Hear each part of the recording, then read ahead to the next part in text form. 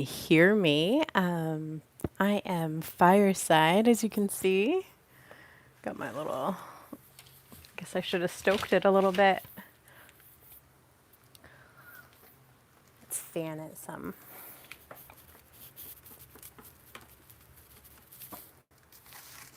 I was burning off some, make sure that's not on fire. It's burning off some paperwork and just, flyers that you get in the mail, newspaper. But thanks for joining me. My name is Amelie, and you are watching the Celestic Intelligence Podcast. Thank you so much for subbing if you are subbed to my podcast. Otherwise, welcome. I absolutely love this. I haven't been on. I'm fireside today because I want to talk about a few things. So the topic for tonight is going to be teamwork and collaboration. We're going to talk about that as far as social intelligence is concerned. But most importantly, one of the things I want to talk about, and I'll talk a little bit more about it in tomorrow's regularly scheduled podcast. The Celestic Intelligence podcast is normally on Tuesdays, and I pick a topic every single week that is relevant to that week. And a lot of my topics recently have been about kind of this end cycle. Like we're getting into this end cycle. So this has been an 8 year, and 8 years are kind of interesting. For me, it's been both a very positive and starkly negative year. There's been a lot of loss. There's been a lot of death, end of cycles. And so there is quite a bit of that going on. And then next year is going to be a 9 year. And with a 9 year, that is definitely an end cycle year. So you're going to be seeing a lot of changes coming next year. You can kind of feel this tension in the air as well, where people are doing all these end times things I've been hearing about. I haven't really been paying attention, but a lot of people are talking about, oh, it's the end of the world. We're going to be raptured, blah, blah, blah. And it is a collective kind of energy that is kind of pulsing through the ether right now, and that's what people are kind of tuned into now. For me, I've been through those kind of cycles before, so I can say with some, at least some experience, that it is the end of something, but it's not the end of what you think it is. And a lot of the times when these things happen, when ages end or when cycles end, it depends on the longevity and how powerful and big it is. Because, I live in the United States, and in the United States, when something happens, it takes a long time for it to take effect. And so the same thing goes with universal principles. And with those universal changes that happen, the universal cycles that are ending, those things kind of take a while. So while you might feel it in your like instincts or something is going on, it doesn't necessarily mean that, it's going to be a rapture. A lot of people will say like rapture means that there is one definite date. And if you know anything about time and 4D, you know that it is cyclical, that there's a cyclical nature of time and that it is not necessarily linear. In fact, you may even have communicated. Hi, Carrot. Welcome. Thank you for joining. But you may have communicated with people that you could tell that they were not on your same timeline. Okay. I've had this happen many times. I could see the potential. I can see their potential timelines in the people that I'm around, but they are unable to get out of the timeline that they're in. And so when I say that time is not linear, it's because we don't all live in the same time spectrum. I had a great day today. All right. So, with that, like a lot of the teachings that I've been bringing in have been on collapse, have been on death, like literally and figurative death is kind of just layered into this year. And I think spoke about it last week, but I was talking about how I had named this year the year of refinement. And when you refine an ore down, you have to heat it up and burn it and let it sit at a very high temperature until it's purified. And there's so much science that shows that even in the chaos, even as chaotic as it feels with, the assassination of Charlie Kirk and, the uproar that has come from that, you can see that, yes, there is a lot of chaos, but after the chaos, it doesn't stay forever.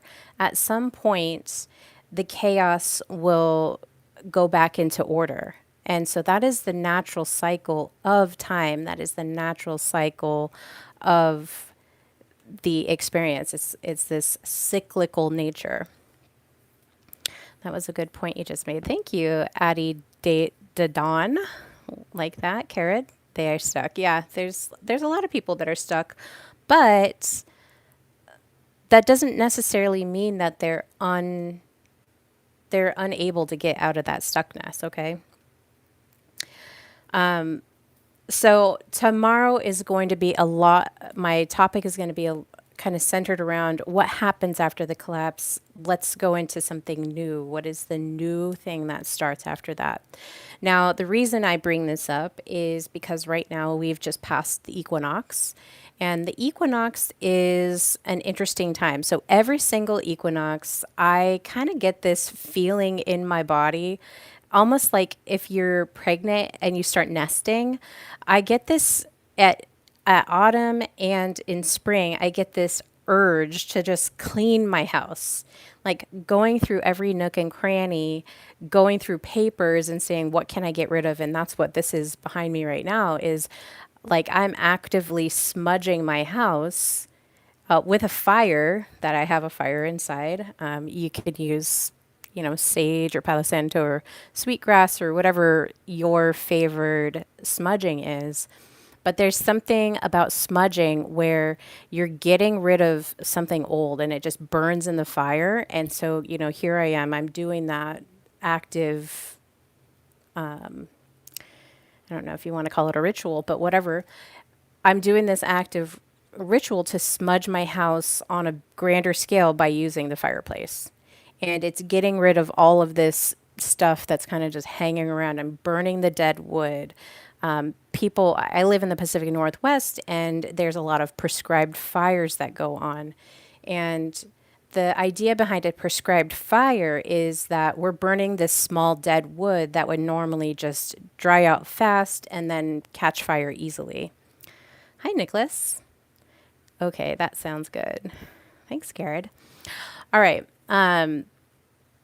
So let's go into the topic tonight. So tonight I didn't do one last week because I have a new responsibility and I wanted to kind of I want to keep up with my social and emotional intelligence teachings. And today we're going to be talking about teamwork and collaboration.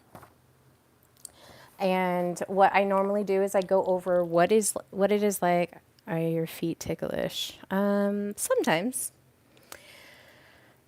So teamwork and collaboration, what does that mean? So teamwork and a collaboration, as far as an emotional and social intelligence, is defined as working with others towards shared goals, creating group synergy in the pursuit of collective goals.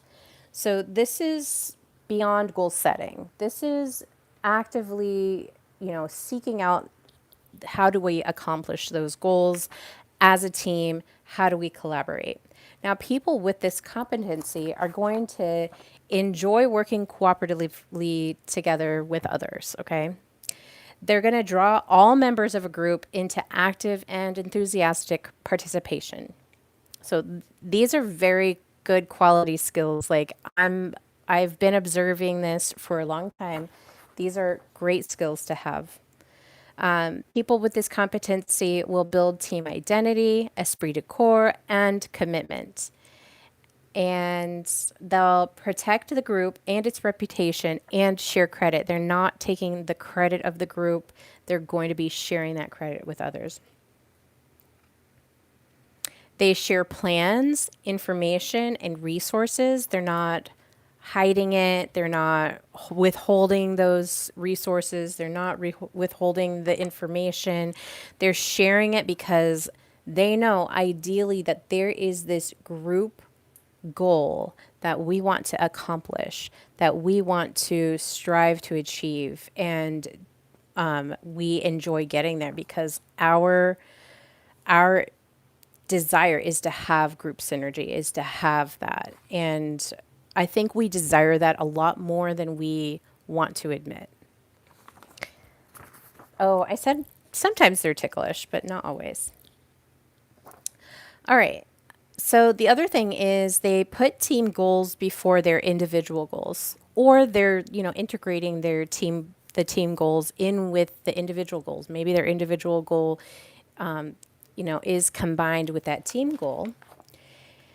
And so they can see the value in hitting that team goal ahead of their own individual goals. Okay. The next thing is they interact well with all different personalities and work styles on the team. So they're not just present, like physically present. These people, when you are high frequency in teamwork and in collaboration, you're not just present, showing up, contributing to the group, you're also engaging with the people around you. You're actively participating with those people, and you're interacting really well with them. You're very intrigued in their ideas, in what they can contribute. You notice when people are not contributing, and maybe you even go up and kind of talk to them and say, is there something going on in the group that you see could improve? A lot of people won't initiate those ideas, and I kind of talked about that in another teaching I did. Maybe I'll put them all in their own little thing. PK Sarker, good morning. It's good evening. I got a fireside chat going on. I might have to open it up again. Okay. It's really warm here too. It's like 65 degrees outside. Yeah, that's really warm to me. And so having a fire is like almost uncomfortable. I was like, I don't really want to do it, but I know I should. It's raining outside, so it's getting to the point where there's going to be like 5 to 10 degrees difference from evening to daytime temperatures, Fahrenheit. Okay. The final competency that these people will carry is a demonstration of trust in and respect for all the team members. So they're not just, well, one, they're not isolating themselves from other people, and then two, they're integrating the whole team because they see the value in every single person contributing. Every single person has something to contribute. What is the goal that they're willing to share? And you guys know that, or maybe you don't, that I'm writing a book. It launches on the 8th of October. It's called The $8 Truth: Exposing a $380 billion lie.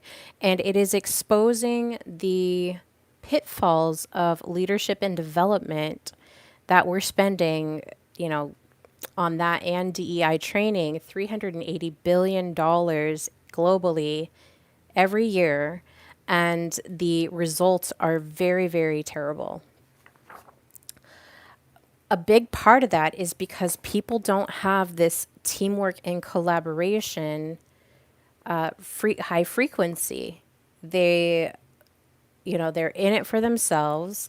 And I think the thing that really, as I'm psychologically looking at the big picture, is people don't necessarily operate in an interdependent community style.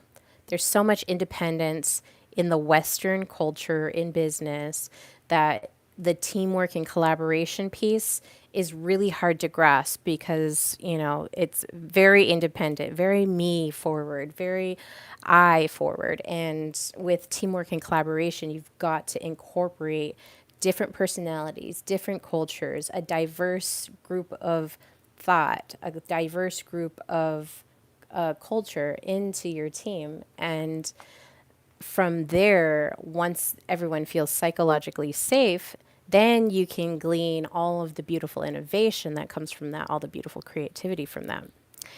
I'm from India. It's 8 in the morning. Oh my gosh. Thanks for liking. All right. Now let's talk about people who lack this competency, right? So, people lacking in this competency are likely going to prefer working alone, okay? These people do not want to work with others. This is really deep right now in that there are a lot of people that prefer to remote work than going into the office. And a lot of them will outright say, I'm not a people person. I don't like being around people. And what's the other thing that they say? There's another thing they say. And I'm like, eh. I think the thing is, like, I don't like people, especially if it's a manager. I'm like so put off by that. I think that's so disingenuous. Then don't be a people manager, right? Get your act together.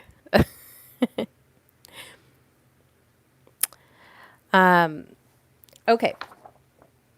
So these people will prefer to work alone. They do not coordinate their efforts with others. They're very isolated. I'm not doing that. I'm not returning to work after being remote for X amount of time. Gaming 420, you love me. Woo! Coming in hot. So they don't coordinate their efforts with others. They prefer working alone. They fail to take on their share of responsibility, their fair share of their team's responsibilities. Okay. They just like, nope, this is all I'm doing and that's it. And a lot of the times that comes from what I've observed is people that are working in poor leadership business dynamics. So if the leadership team is unable to engage their employees, then there's going to be people that are outliers like this that are like, yeah, I only do the bare minimum. I only do, my role. I don't want to interact any further than that. And nobody's willing to step up and say, well, we need you to do this. This is part of the job. Well, I don't want to. And they get away with it. So the other thing with people who are lacking this competency is they'll withhold information from and help from others on the team. So maybe somebody like there's I always forget the name of the math principle, but it's like whatever the number of employees, the square root, I think it is, not the square root.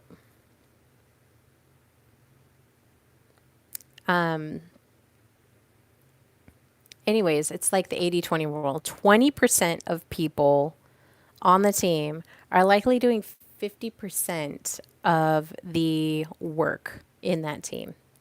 Okay. And it's because of the lack of teamwork and collaboration that people have.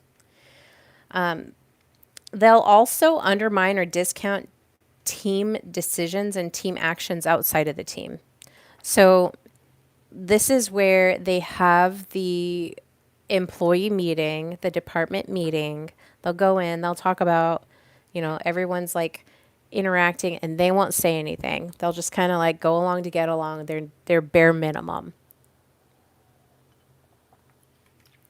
And then outside of that meeting, they'll straight up say, like, all of the ideas that were presented were crap and just talk poorly about it instead of, participating in and making, taking responsibility for some of the team's progress and goals. These people will also avoid conflict and the opportunity to resolve differences with other team members. So instead of addressing any conflict, instead of taking the opportunity to get ahead of something, they let it fester. And then all of a sudden, there's bad, poor team dynamics because that person has soured the team. And now that other person is feeling that nervous system tick of avoidance, which is a flight response, and creating dysregulation within the team. People lacking this competency of teamwork and collaboration also tend to view the team as an obstacle to getting work done. So, oh my gosh, I have to do another team meeting. Oh my gosh, I have to do another this or that. They see interacting with their team members as an obstacle.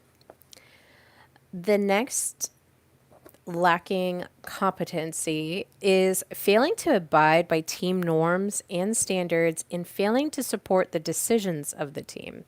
So we kind of talked a little bit about that, but maybe there's some team norms, maybe there's some standards that the team has that everyone's agreed on, mutually agreed on, and there's, the one person that's like, no, I don't want to, I'm not doing any of that. I'm not going to follow the rules.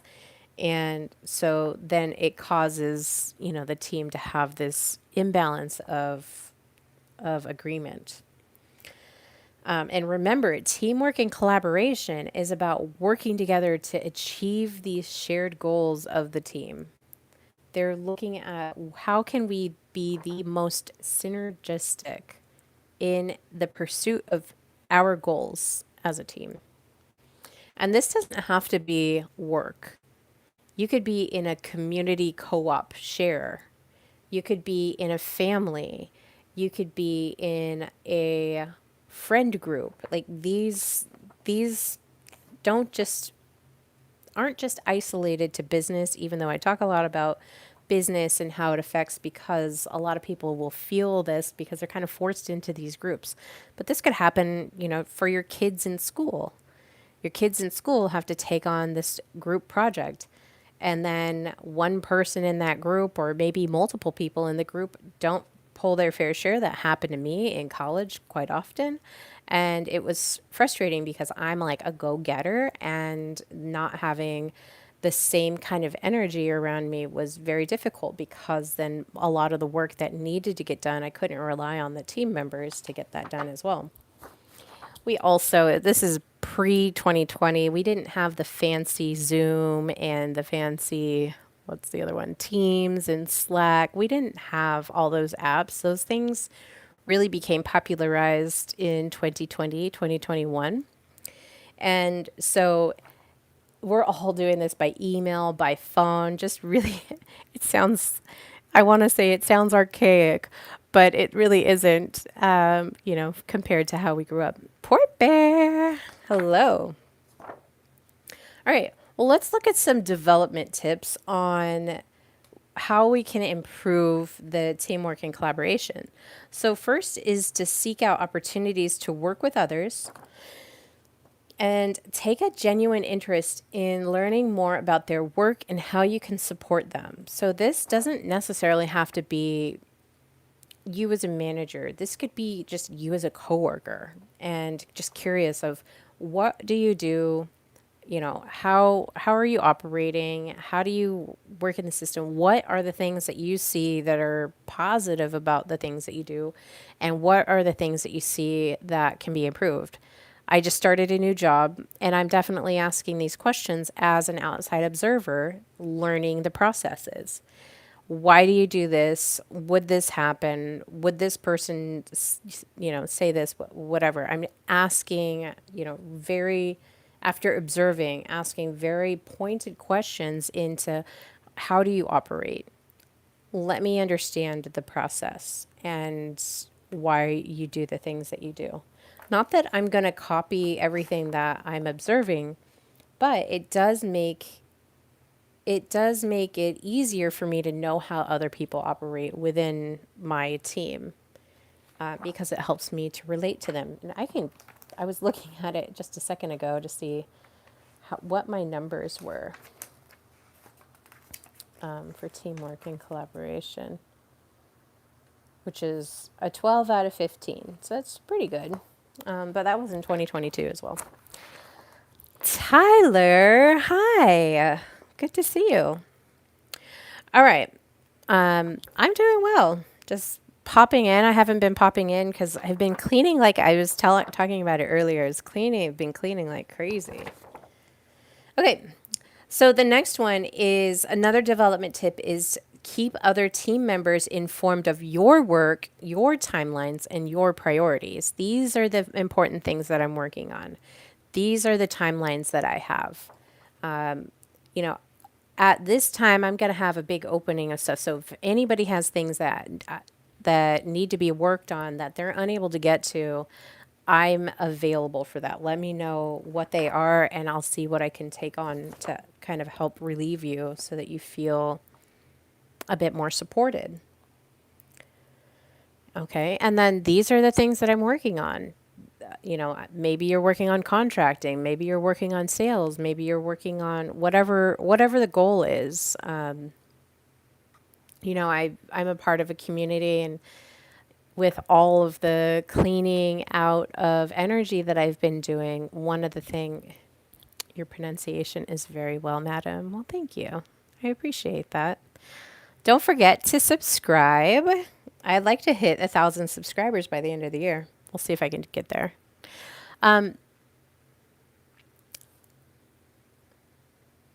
Where was I? Keep your other team members informed of your work. Okay, so depending on what you're doing, you want to let people know what you're doing.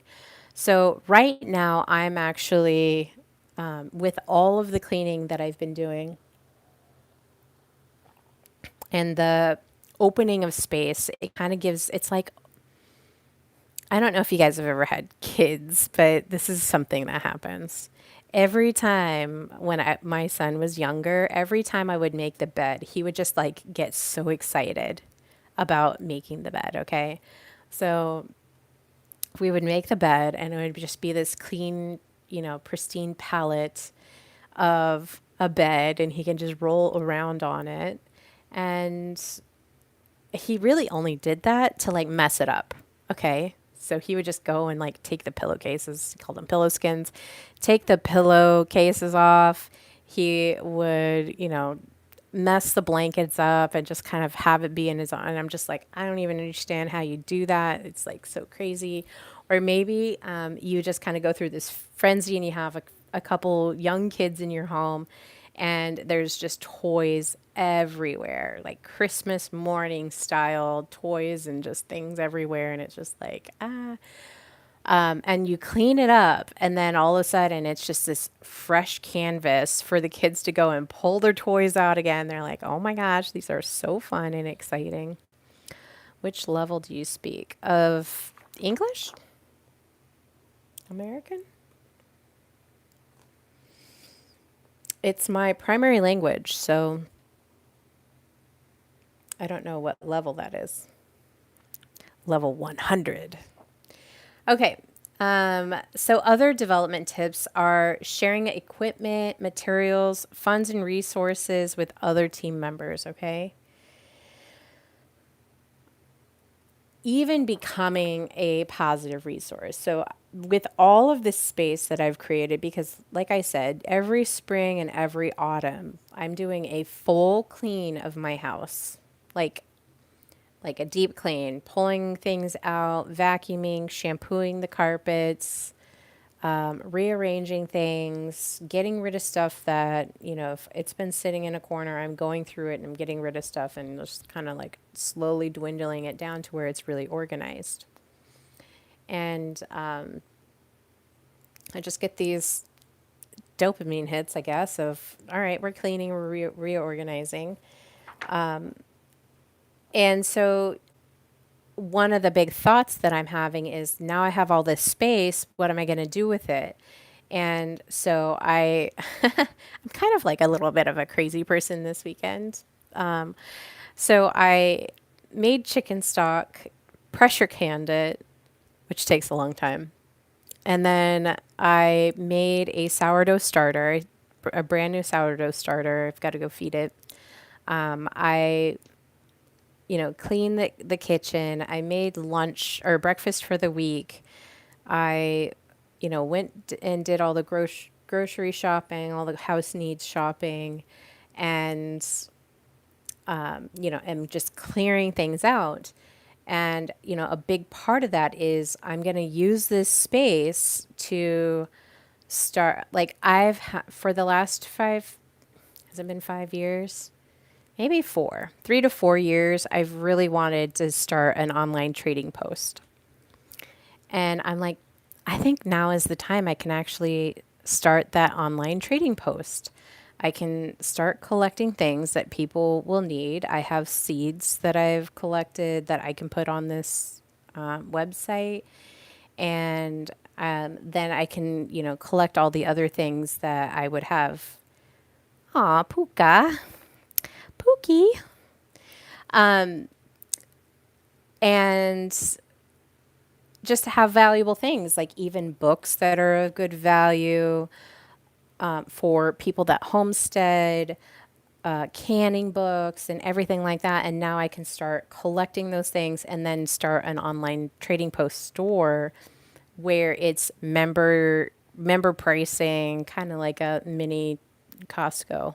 But then I also, want to be able to provide sourdough bowls and whatever bread and confections or whatever I can make out of it, and start that and have like a little spot outside of my house where people can go and pick up bread in the neighborhood, and then eventually get to where I can have cheese and butter available from making it myself and putting it out there, because I those are things that I love to do. And then I can also sell pepper jellies and all this stuff.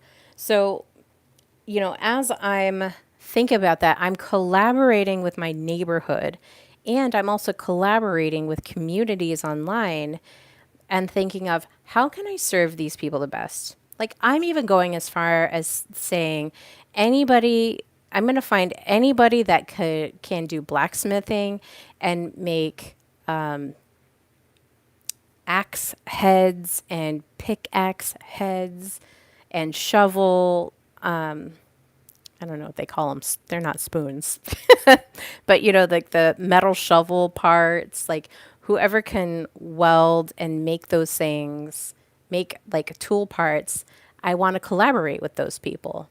What else was I thinking? People that make soaps and people that make, things that we need, maybe even detergent or dryer things. I don't know. Like, I don't know all the ins and outs of it, but like I have this general idea of that's what I want to do, and that's what I want to provide and collaborate with my communities in order to local community, and then my online communities of how can I collaborate. Now, these are the things that I'm thinking of, is like sharing people that make equipment and maybe even have it be regional. And it's all just a part of, like, if you want to have access to special pricing on a website, then, these people are basically cooperating with me in that.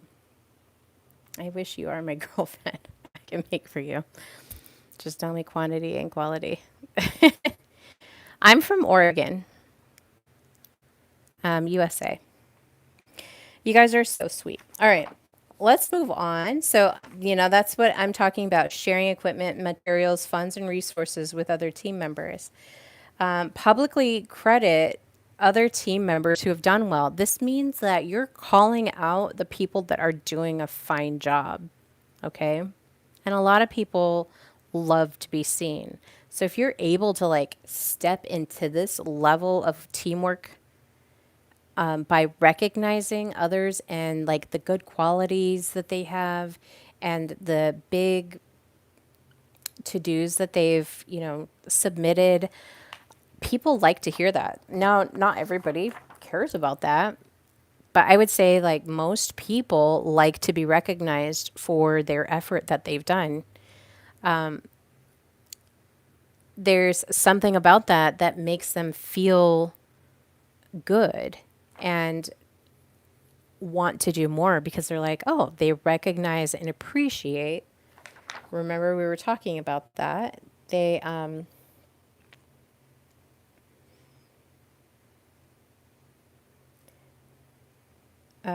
appreciate.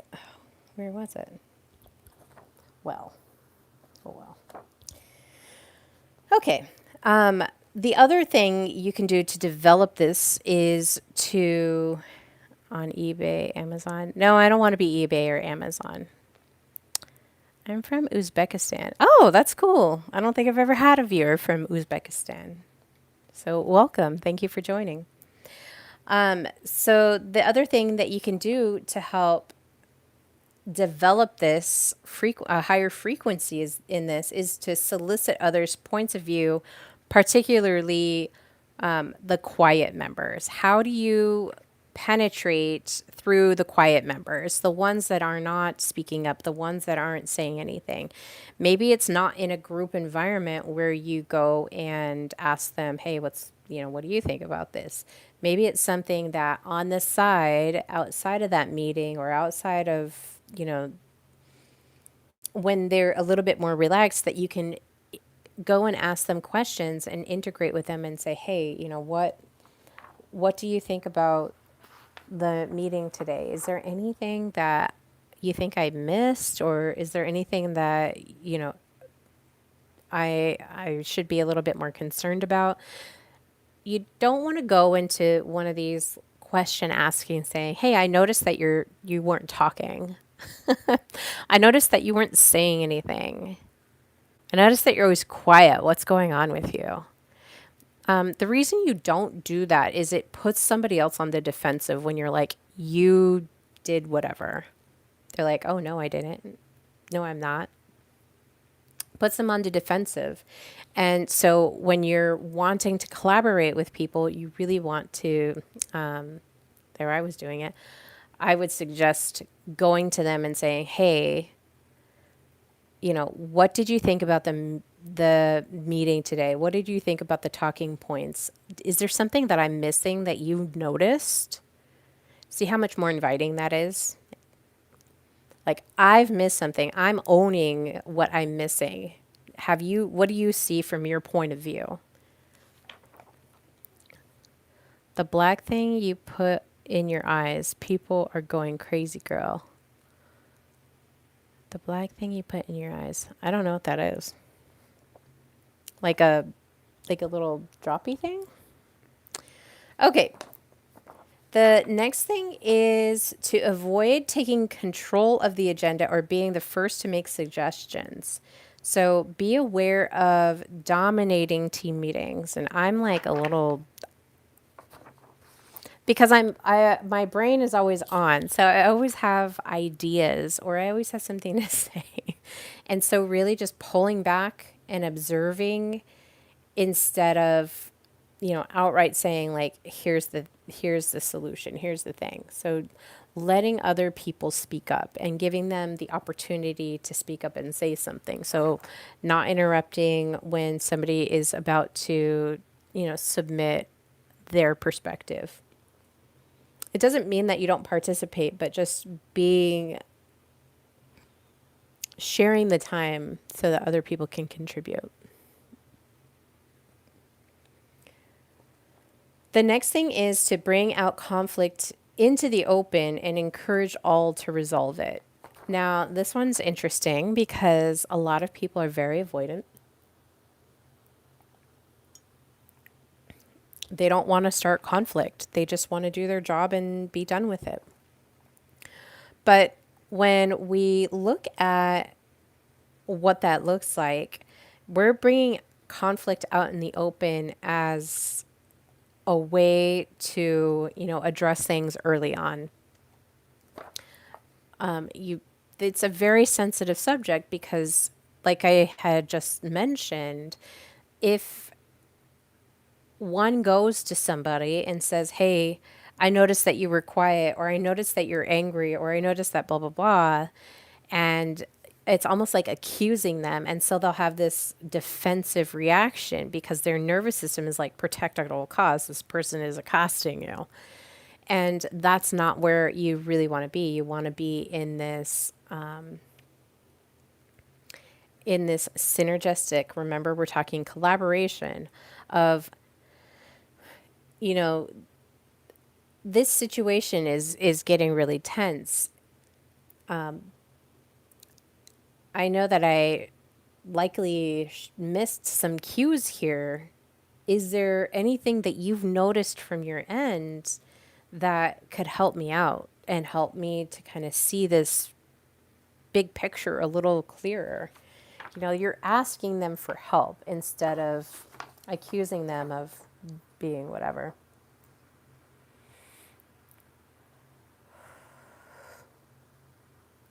And, I did have a teaching on conflict resolution. So there are several different conflict resolution styles of how people, respond to it. So I would encourage you to go watch that if you're more interested in how to resolve conflict.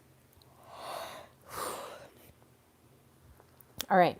The last development tip, and then we'll move on to some of the other pieces here, is to treat coworkers with courtesy and respect, and demonstrate trust in fellow team members. Okay, so treat coworkers with courtesy and respect.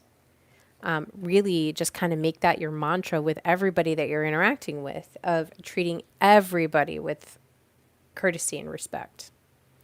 Okay, that doesn't mean that you get walked all over. It just be the change that you want to see, right?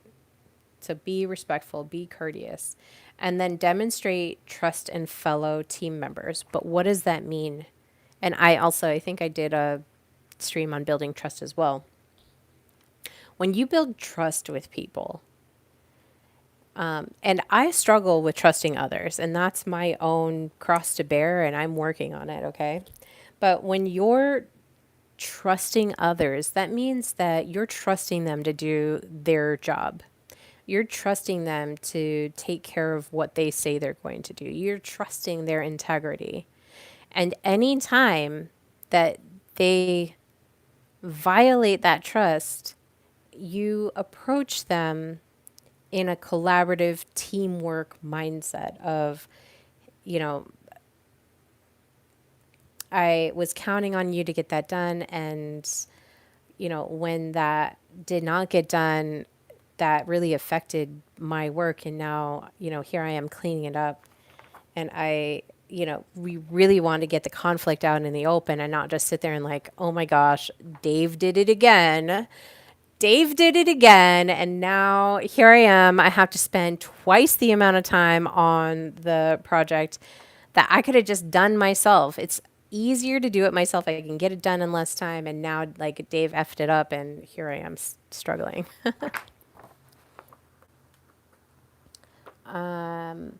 What can I resource for you? Oh, I haven't. I'm just thinking out loud. Pediasure sales trainer, will you marry me? I did medical representative in Abbott Healthcare. Are you in Indiana? Okay.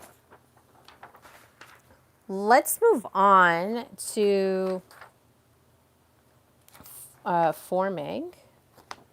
So forming, storming, norming, and performing model of team development was first proposed by Bruce Tuckman in 1965. Dr. Tuckman believed that all four of these phases are necessary and inevitable for a team to grow, to rise to challenges and tackle problems, to find solutions, plan work, and deliver results. This model has become the basis for subsequent models of team dynamics and is frequently used to describe the behavior of existing teams. I do want to preface this because I'm writing a book about it, that if you have a dysregulated leadership, that none of this is going to happen. It's going to be very, very difficult, and which is why we have the problem that we have, for the most part. I'd say it's probably 80% of the problems in leadership and development and the poor performance numbers of it is because the team leads, and that includes those above those team leads, are dysregulated. So if you have a tech startup company and maybe it's like 5 people and the head guy is just, how do they say, like, they're a hothead or whatever. They're a hothead and they're like never satisfied with the results that their team are bringing in. They yell at them, demean them, and all that kind of stuff. Like, this happens in 21st century America, okay? It's very common.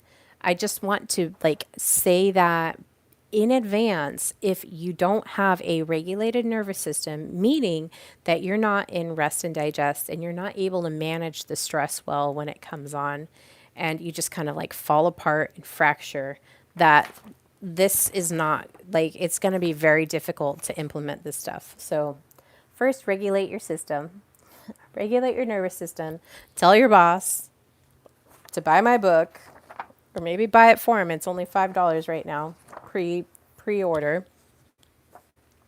But you have got to have a regulated nervous system before any of this. So I do these teachings because it's helpful for me to like say it out loud and really integrate it into my brain.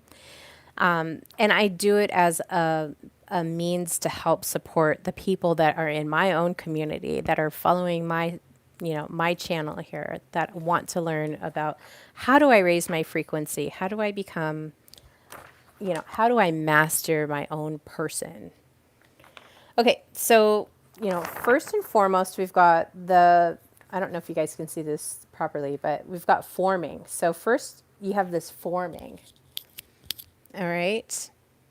And now we're forming these team dynamics. So first it's forming, then it goes to storming. And this might be, brainstorming, figuring out what are we going to do? Okay. Oh, storming. What are we going to do? And then it goes into norming. All right. So then we start to normalize what are the goals? What is the vision? What does everybody want to input? How do we get everybody to mutually agree on this set of goals, or anything that the team is working to achieve? How do we do that? And that's where the norms start coming in. And then you go to performing. Okay, now that we've set the norms, now we can perform it. All right. And then you just kind of go through this cycle again and again. And like I said, you've got to have a regulated nervous system. Dysregulation will throw the entire group out of it. England, UK. Hi, Wonder Boy. Tommy Melendez. So you're looking for yourself. Oh, job related. My bad. I mean, it's job related, but it's also like everything related. Okay. So let's get into a little bit more of the forming. So I'm going to get into a little bit more of each of those little boxes there.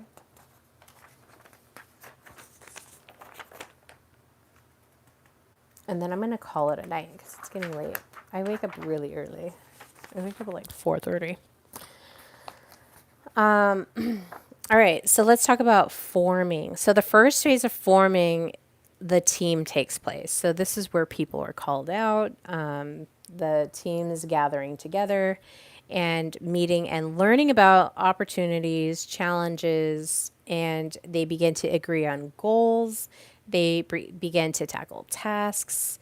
And these team members tend to behave independently of each other. Okay. So they're forming and they're brainstorming, this is brainstorming. They're just kind of forming together as a group, but they're still fairly independent. They're likely to be motivated but perhaps uninformed of the team's objectives. So they're, like I said, they're still a little independent. And, as we continue through this process, it's going to form together where there's a little bit of interdependence. And I think that this is a big problem. Like a lot of people will say the problem with business and leadership is communication. And I just disagree with that.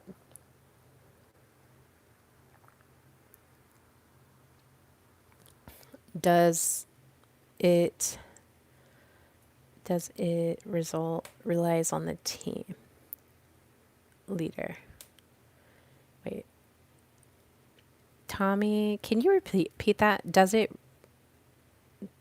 the result rely on the team leader? Is that the question you asked? Te- Definitely. I mean, team leaders, it's very important. So,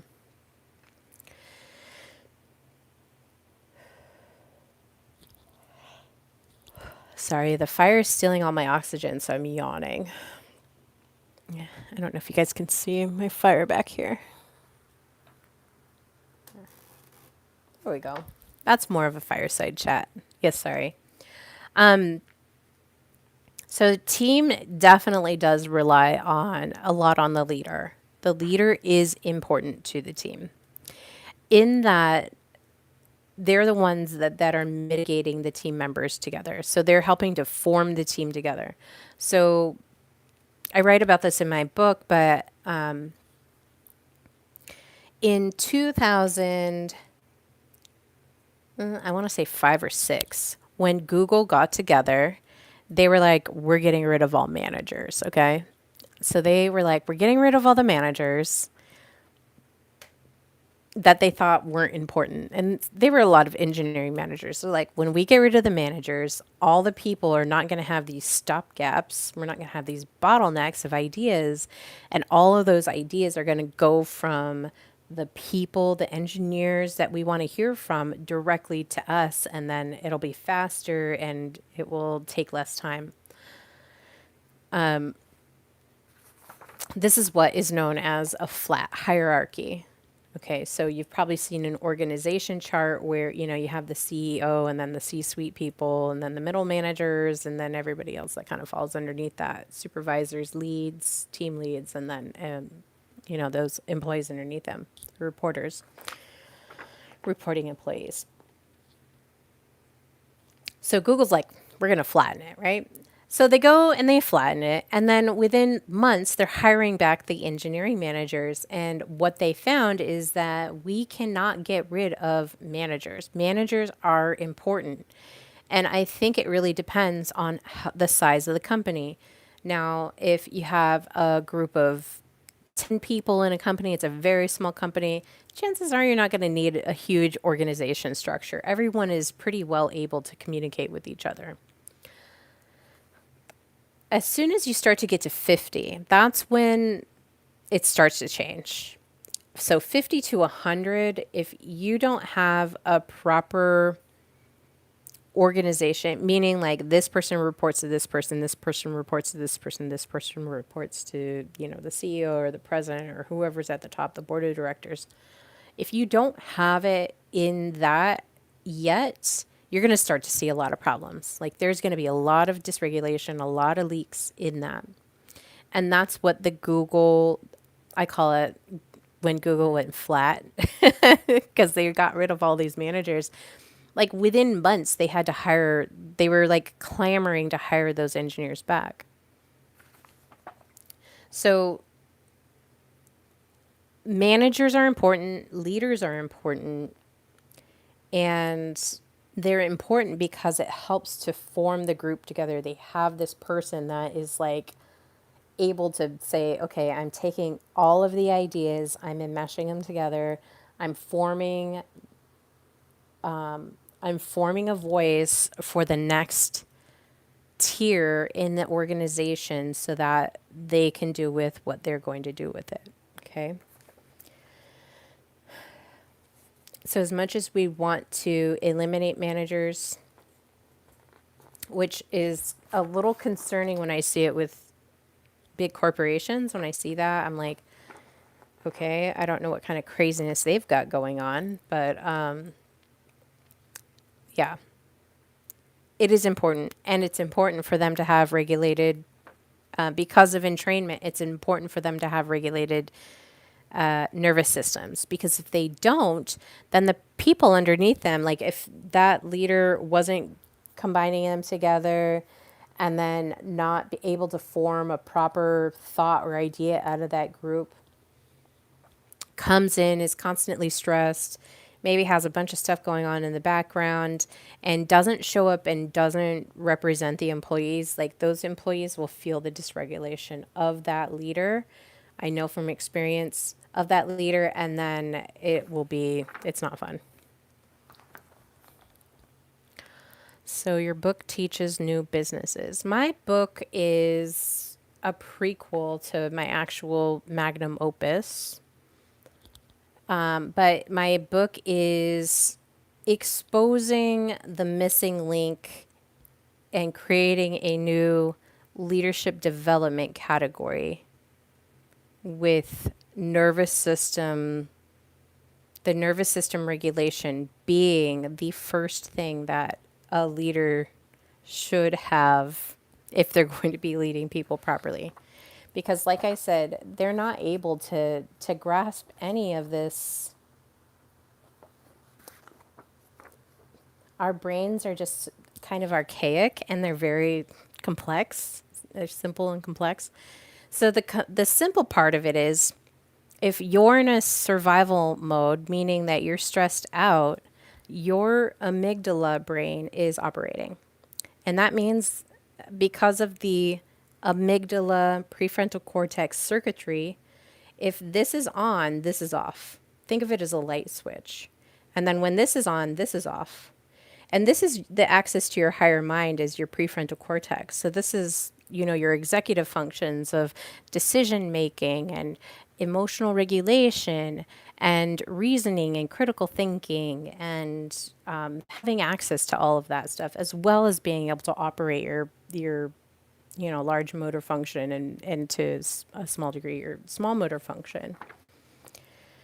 So if this is turned off, it's going to be very difficult to come up with good ideas and to really grasp the situation, because your body is put into low power battery mode, as I like to call it. Okay, moving on, because I don't want to get too late. But the next one is storming. So when the group enters the storming stage, different ideas and different personalities compete for the floor. So you'll start to have kind of this ego conflict, and people are trying to set their space in the group hierarchy, the group context. So the team addresses issues such as what problems they really want to solve, how they'll function together independently and together, how they'll make decisions, and what leadership model they'll accept. So when you're in a happy team situation, team members will open up to each other and confront each other's ideas and perspectives in a respectful manner. Okay? They're not just agreeing to everything, and they're also not just dismissing everything. They're able to collaborate and have an open conversation about, here's the direction that we want to go. Are we all in agreement? How can we get there? And have a mutual agreement. So storming can, in some cases, can be resolved quickly, but in other teams, they may not leave this storming stage. It depends on the maturity of the group, and it is dependent on how well the team is to navigate themselves out of this spot, out of this stage. Immature team members will begin acting out, demonstrating how much they know, or try to convince other people that their ideas are the correct ideas. And some team members will focus on the minutia, meaning the small details that probably don't matter, and evade the real issues of what are our goals that we want to set or whatever. Sounds like the movie Wall Street. Everyone is stressed. Yeah, everyone is stressed everywhere, Tommy. You have no idea. Oh, I don't believe that. I don't know what you're not believing. I missed the part where you put that in. Storming stage is necessary for the growth of the team. Remember at the beginning of today's broadcast, I was talking about how chaos is just kind of everywhere right now. And it's a part of the cycle. And we're kind of ending a cycle. Like, so much so that people are like, oh, the rapture, oh, end times. I'm like, been there, done that, buddies. But the chaos it's necessary for the team to grow together. A little bit of stress is not bad, okay? A little bit of stress is not bad. In fact, a little bit of stress is a motivator to get you from a pain point into how can we solve this. We all have a desire to solve this problem. Let's figure it out. But when it's contentious or unpleasant or sometimes painful to members of the team who maybe are averse to conflict, maybe they have a very strongly dysregulated nervous system, and that nervous system makes it really difficult to be in the storming stage, into being into that chaos of how are we going to resolve this. This happened so much in a job that I had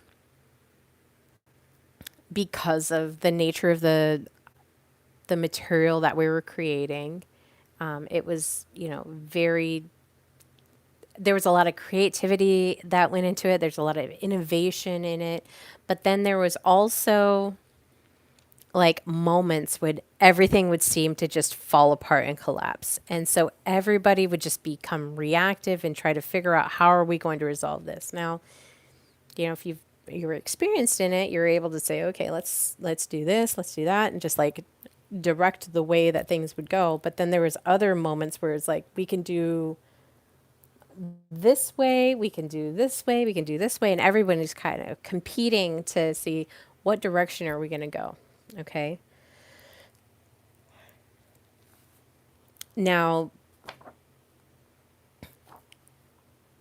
if you're in that contentious part and you're unable to have a really strong regulated nervous system, that kind of stuff can break you really fast because it's so jarring on your system, and it's like never ending, and you can kind of get into this, what are they, this like bog, maybe is a good word for it, where it's like you don't know how to get out of it. It's, foggy. The ground is all like mucky, and so you step and it's like you fall a foot down, and it's hard for you to like walk out of it. That's kind of what it's like to be just bombarded constantly without any rest period of just constant bombardment. It gets to be really exhausting. And if you are not trauma informed of how you operate in leadership or even how you present yourself, so maybe, when you were growing up, your mom always put you down and your brother, was always outperforming you and then also kind of like pushing you down, and you kind of felt like a black sheep. Well, you likely learned some survival mechanisms at that time that may present themselves in these team dynamics. And so, like I said, when we're looking at how are we going to navigate these systems, we also have to be mindful of our own system of how am I how am I receiving it? How am I observing it? How am I responding to it? Am I falling into these old patterns that replicate things that happened to me when I was younger? Bog or funk. Yeah, bog funk. That sounds cool, Tommy. Bog funk. Writing it down. I don't have a pen. Okay. Cute. Okay.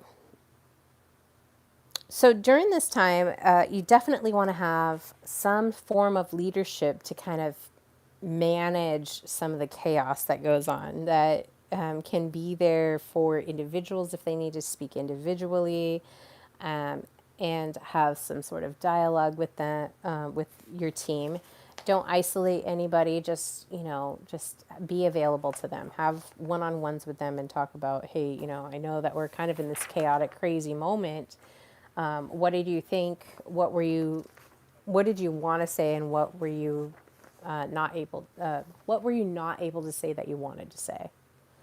That way, that team lead or that supervisor or that manager has a good idea of where everybody is sitting with it, because those brainstorming moments when everyone's trying to like be the one that has the solution can be a little chaotic, especially for the people that are a little bit more introverted and don't want to speak up in those kind of things. Yeah, that's a good question. Go ahead. Everybody does, tell me. Does the book relate to the business world? Yes, it does. It's very much a business world book. And it has some, I don't know, it's like, I've never written a book before, so, oh, I answered the question. Okay. Let's move on to the next step, which is called norming. So at some point, the team will enter the stage where there's going to be some set norms that happen. Now, team members will start to adjust their behavior to each other as they develop work habits that make teamwork seem more natural and fluid. So they'll start agreeing on rules, they'll start agreeing on values, they'll start agreeing on methods, shared methods, and working tools and standards of professional behavior of how are we acting in the group? How is our team working together? What are the values of our group? Are we on the same values, or is there something different? So there's, when you're doing diversity training, you're learning about how to integrate something that is foreign to you into your system. Okay, that's essentially really what it is you're seeing something that is foreign to you, and the idea behind DEI is to hear what they say and be accepting to it of, this is how this person operates. How am I integrating that into my system? Now, the problem with how DEI was managed, let's see if we can get, what's this? Oh, that's not going to fix it. Anyways, the problem with it is they used a model called the information deficit model. Now, the information deficit model was like, here's the things that are going on. And it's just introducing all of this new information to people in the beginning, and maybe even still, but introducing this information to people and doing it in a way that triggered their unconscious bias. Now, remember, we were talking about the amygdala back here. Now, people who are introduced, like when somebody introduces something new, immediately that information is going from your nervous system up into your brain, and it hits your amygdala first. Now, this is really helpful, especially if like you're driving in a car and a ball falls, starts bouncing in front of your car and you hit the brakes. That's your survival mechanism activating, which is great. Like that it could have possibly saved a kid's life for you to break that, or, an adult, whomever. It could have saved somebody's life from you reacting in that way of pump the brakes. There's something in, my driving path, hit the brakes and save the person, right? No accidents. Make sure that they're okay. Now, after, during that time though, even though nothing really happened, you were able to like react and save, you know, an incident from happening, you still have this cortisol and adrenaline pumping through your veins. And so it takes a little bit of time to say, okay, that's everything's fine now. Now we can, go back into our rest and digest and be in our reasoning. So in this norming stage, it's kind of like being, going from that amygdala brain. Now we're going into this higher minded brain where now we can work together collaboratively. Now the new team members that I'm assembled with are no longer strangers to me. Now I'm comfortable with who they are. We all have shared values. We all have shared methods. We agree on standards of professional behavior. We agree on rules. So now you have this enmeshment with each other. I'm listening to love learning. Yeah, me too. Everyone is fighting for recognition as a team. Yeah, in that storming phase for sure. So once the teams in this phase, once they're in this phase, they might lose a little bit of that creativity that they once had because the norming behavior is now it's stifling the dissent. So, like remember when I said we kind of need a little bit of stress to like just push us enough. It's the chronic stress that's bad, but just a little bit of stress that kind of puts us in the hot seat of how am I going to solve this problem? How am I going to regulate the stress that's coming from this problem? How am I going to resolve it? Now you're getting into this place where now everyone's kind of like relaxing and I don't want to say it's stifling creativity, but it does stifle a lot of the conflict that might happen. Okay. Because the teams start to develop the entrainment that now they're all together, they're riding, the train of teamwork and collaboration.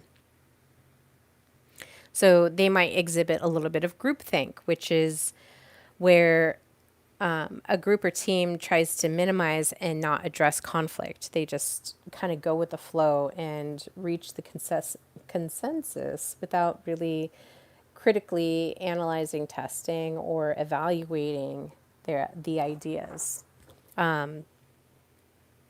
which can also like it's a good thing, but then at the same time you still want to have this healthy dialogue of should we be doing this, because the groupthink will get to a place of where everything stagnates and then it's possibly worse than having just constant conflict.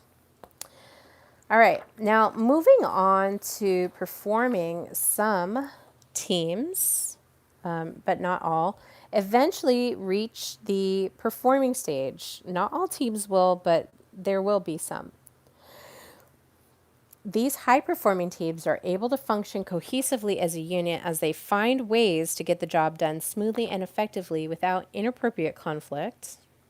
Inappropriate being a keyword here, and or the need for external supervision. Now the lead is not necessarily needing to be there. Everybody is performing at peak. Team members have become interdependent. So remember, I was talking about independent in those beginning stages when everything is forming. There's a really strong independence, and then as you move through the functions here, you get to where they're interdependent, meaning that they rely on each other now in order to perform the group goals and collaborate with each other. They're motivated and knowledgeable. They've now become competent and autonomous, supportive of one another, and able to handle the decision making process without supervision. They don't need somebody there regulating them. I went back to like your page. Oh, you're so sweet. Thank you.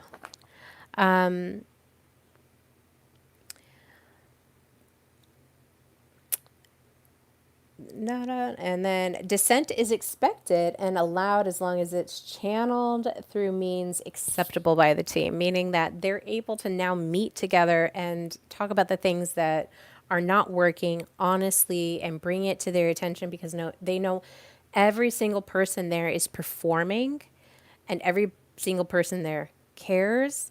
And now, when something goes wrong, they can bring it up without fear of rejection from the team because they're all working together in an interdependence. So, in I think it was my social psychology class in college, we learned about independence and interdependence. So, the Western cultures are very much independent. Obviously, America is like one of these bastions of independence. It's just, Declaration of Independence.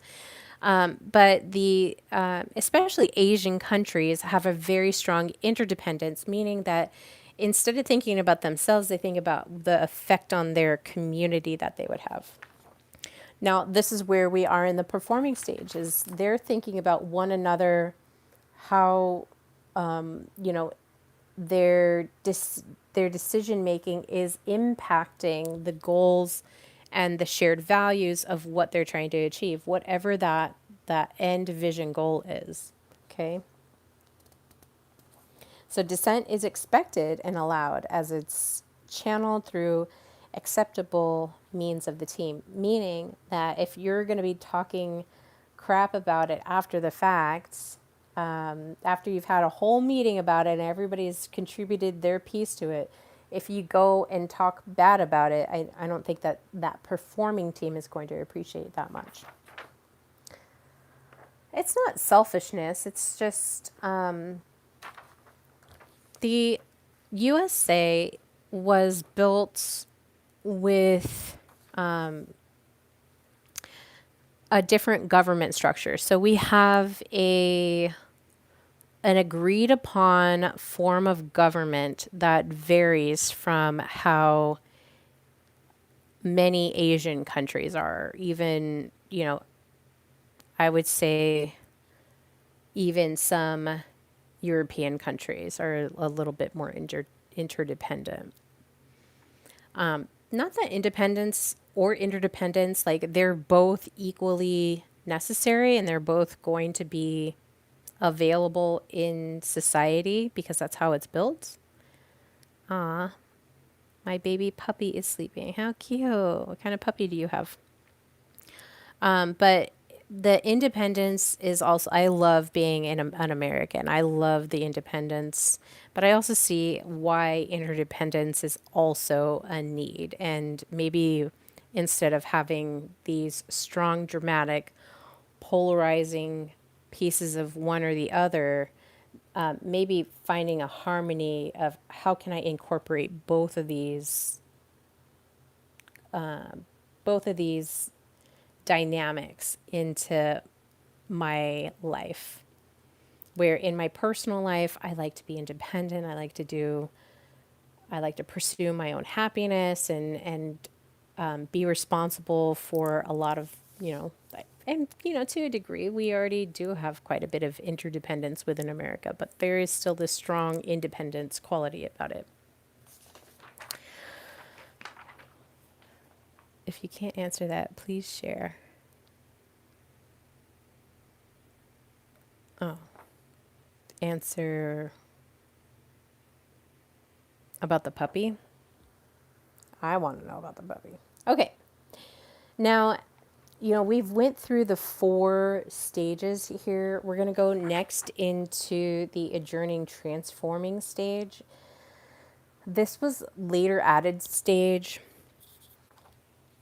And you could see in that window box, there was a little arrow pointing out of it. So during this phase, it's the completion of all the team's tasks. And so the team is disbanded and it's discontinued. And some people call this the mourning phase. This is the collapse phase, collapse of, this peak group, this peak team. So a team that lasts may ultimately transcend into a transforming phase of achievement. Transformational leadership and management can produce major changes in performance and culture of an organization through synergy and is considered to be more far reaching than transactional leadership and management. So, transformational leadership produces major changes in performance and in culture. I would say that if they're regulated in their nervous system and they're able to achieve this, then yes, they are making some big changes. Like, this is very much possible and it's very much proven, instead of the transactional leadership, which is highly unsuccessful. So, James McGregor Burns first introduced the concepts of transformational and transactional leaderships in 1978. He identified the stages as the following. Transformational leadership occurs when one person or more engages with others in such a way that leaders and followers together raise one another to higher levels of motivation and morality. Their purpose, which might have started as separate but related, as in the case of transactional leadership, become fused. Okay? So these people are all becoming fused together. Power bases are linked not as counterweights, but as mutual support for common purpose. Transformational leadership ultimately becomes moral in that it raises the level of human conduct and ethical aspiration of a both leader and the led, and thus it has a transforming effect on both. Okay? So that transformational piece is important to kind of elevating to this peak team cohesion. And that is as much voice as I have. I've been going for longer than I expected. Let me see if I want to do another one of these later. I think these are all just assessments of the team. Of the team.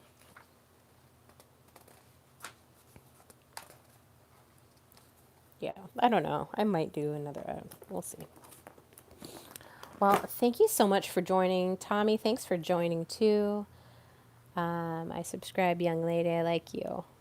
I have to get up at 5:30. I know. I had to get up at 4:30 to 5, somewhere around there.